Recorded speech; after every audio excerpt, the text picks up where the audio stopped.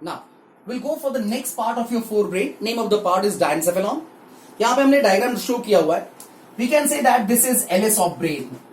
Longitudinal section हमने लिया है ब्रेन का, और इस LS को अगर आप ऑब्जर्व कर रहे हो तो थोड़ा सा आपको डायग्राम को ऑब्जर्व करना है. ये जो पोर्शन यहां पे शो किया हुआ है, actually this is corpus callosum. ये आपका कॉर्पस कैलोजम है, और यहां पे कहीं तो भी आपको थोड़ा सा ये इमेजिन करना पड़ेगा. ये जो डॉटेड पोर्शन में शो कर रहा हूं, okay, this is your mid brain. ये आपका मिड ब्रेन है. तो जैसे आप ब्रेन को डिवाइड करेंगे तो ये ऊपर वाला पोर्शन जो है, this is your fore brain. ये आपका फोर ब्रेन है. उसके बाद यहां पे आपका ये मिड ब्रेन है, और ये जो नीचे वाला पोर्शन आपको दिख रहा है, this is your hind brain. इस तरह आपको डिवाइड करना है. बहुत बार हम सोचते हैं कि सर ऐसे डिवाइड करेंगे तो ये फोर ब्रेन, ये मिड ब्रेन और हाइंड ब्रेन. ऐसा नहीं है. अगर एलएस हम देख रहे हैं ब्रेन का, तो अगर आपको जाना है तो ये ऊपर का पूरा पोर्शन जो होगा, ये होगा फोर ब्रेन, ये यहां पे होगा आपका मिड ब्रेन, और ये जो नीचे वाला पोर्शन आपको दिख रहा है, ये होगा आपका हाइंड ब्रेन. सो सिंपल है. मिड ब्रेन के ऊपर और कॉर्पस कैलोजम के नीचे यहां पे एक ऐसा बॉक्स में ड्रॉ करूंगा. ये शायद आपको दिख रहा होगा. ये जो बॉक्स है यहां पे, we can say that this is your diencephalon. So पहला पॉइंट क्या याद रखेंगे आप यहां पे, this diencephalon is present ventral to corpus callosum. Ventral का मतलब मैंने बताया था लोअर, मतलब कॉर्पस कैलोजम के नीचे का portion, and dorsal to midbrain. Midbrain की डॉर्सल साइड मतलब ऊपर की साइड. तो ये मिड ब्रेन है, उसके ऊपर के साइड में ये जो स्ट्रक्चर है उसको आपको नाम देना है डायनसेफेलॉन. जब आप डायनसेफेलॉन को स्टडी करेंगे तो you have to study it like a box. Understanding के लिए इसको आपको ऐसे ही स्टडी करना है. मतलब मान लो कि ये अगर आपका डायनसेफेलॉन है, तो इसको हम तीन पार्ट्स में डिवाइड करेंगे. ये आपके डायनसेफेलॉन का रूफ है.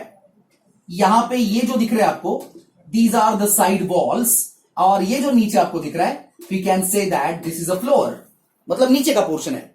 तो इसको हर एक को हम नाम देंगे. The roof of diencephalon can be called epithalamus. The walls are called thalami. Singular is thalamus. एक ही अगर होगा तो थैलेमस बोलते हैं. दो वॉल्स प्रेजेंट है यहां पे, इसलिए उसको प्लूरल फॉर्म में हमने थैलेमाई बोला है. And the floor is called hypothalamus. So we can say that your diencephalon is further divided in three parts. तीन पार्ट्स में डिवाइड करना है आगे. पहला पार्ट है आपका इपीथैलेमस, दूसरा पार्ट है आपका thalami, and the last one is called hypothalamus. Now point is, ये जो आपका पहला पार्ट है, वन बाय वन हम स्टडी करेंगे. Epithalamus which is the roof of diencephalon. Diencephalon का रूफ है, और इस इपीथैलेमस के अंदर यहां पे लिखता हूं, this epithalamus contains two important parts. इसके अंदर जो पहला पार्ट है that is called pineal body. Pineal body मिलेगा यहां पे आपको. और दूसरा जो पार्ट होगा that are called choroid plexus, या एंटीरियर कोरॉइड प्लेक्सस भी बोल सकते हो. This pineal body initially it was considered as a vestigial organ of the body. मतलब ऐसे ऑर्गन जो बॉडी में प्रेजेंट होते हैं लेकिन फंक्शनलेस होते हैं. लेकिन फिलहाल एक रिसर्च ऐसे बोलता है that this pineal body is functional, and actually it act as an endocrine gland.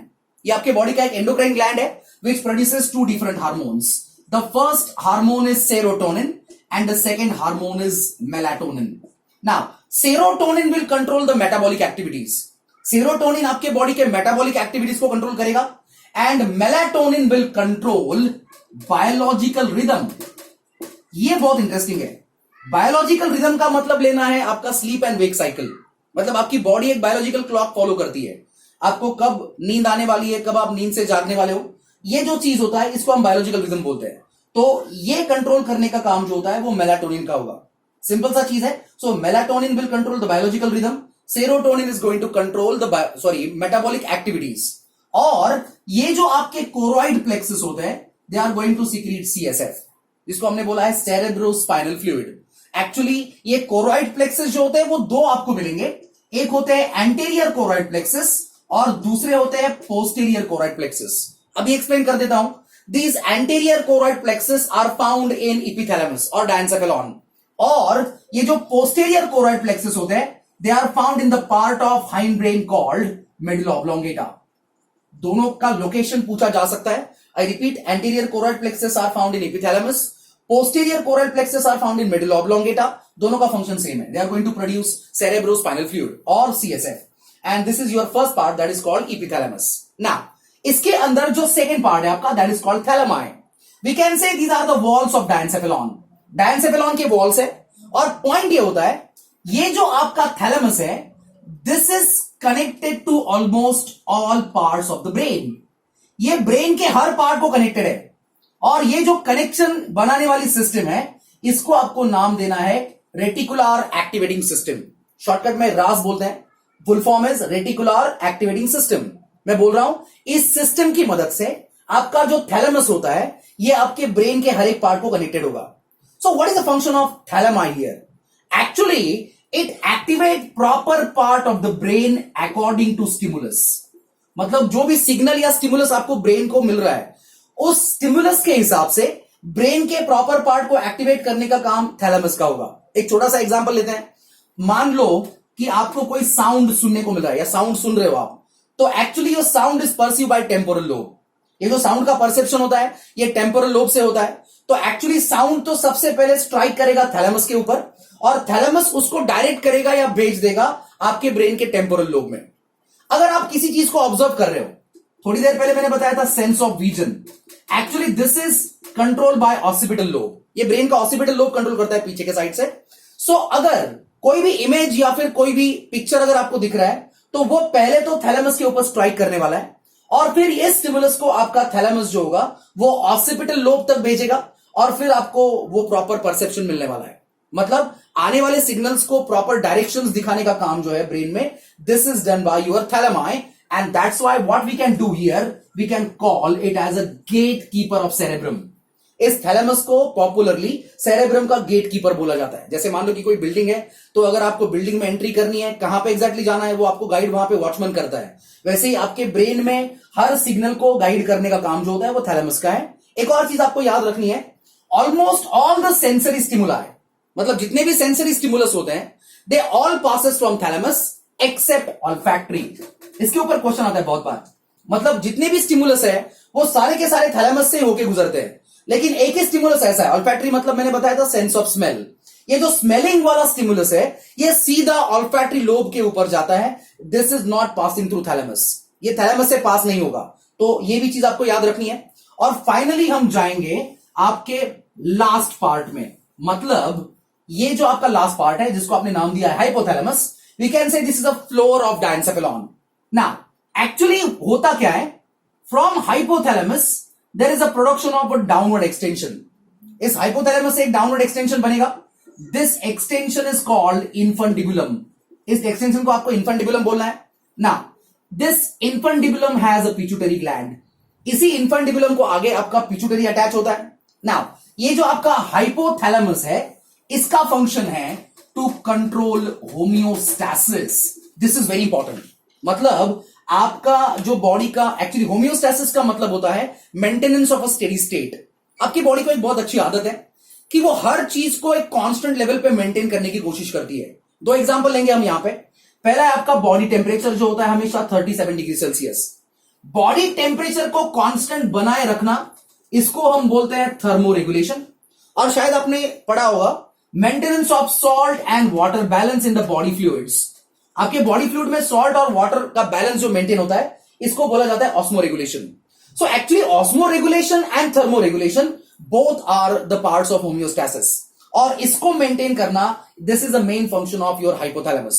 So simple सा चीज है, ऑस्मो रेगुलेशन है, थर्मो रेगुलेशन है, ये आपके हाइपोथैलेमस के कंट्रोल में है। यहां पे बहुत बार ऐसा हो जाता है कि थर्मो का मतलब आ जाता है टेम्परेचर या फिर बॉडी टेम्परेचर, तो बहुत बच्चे कंफ्यूज हो जाते हैं कि इसके ऊपर अगर क्वेश्चन आ रहा है।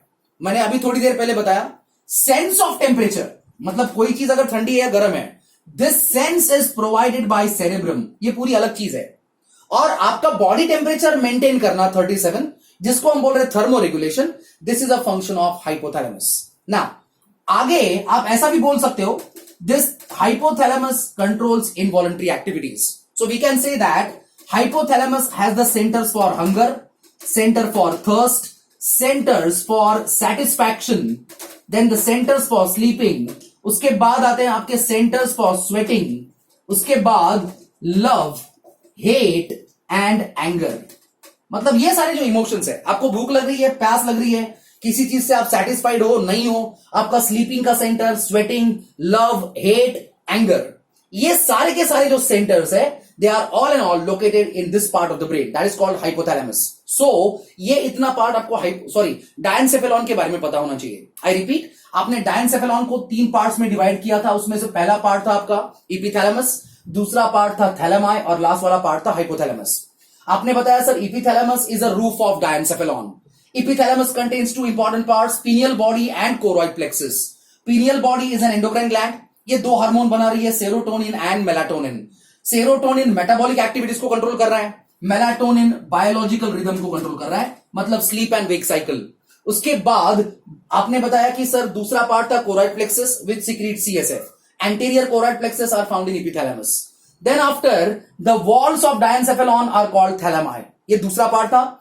ये थैलेमस जो होता है मैंने बताया ब्रेन के हर पार्ट को कनेक्टेड होगा by one system called reticular activating system. इसका काम होता है to activate proper part of the brain according to stimulus and that's why it is also called as gate keeper of cerebrum. And finally last part आपने बताया hypothalamus which is a floor of diencephalon. इस hypothalamus में से एक downward extension निकलेगा जिसको आपने नाम दिया इंफंटिबुलम. इसी इंफंटिबुलम को आगे आपका पिट्यूटरी ग्लैंड अटैच होगा. इसका सबसे मेन फंक्शन है होमियोस्टैसिस. 2 एग्जांपल मैंने बताया, thermoregulation and osmoregulation. And finally, the centers for hunger, thirst, satisfaction, sleep, sweating, love, hate, and anger. All these centers are located in hypothalamus, and this is all about the third part of the forebrain that is called diencephalon.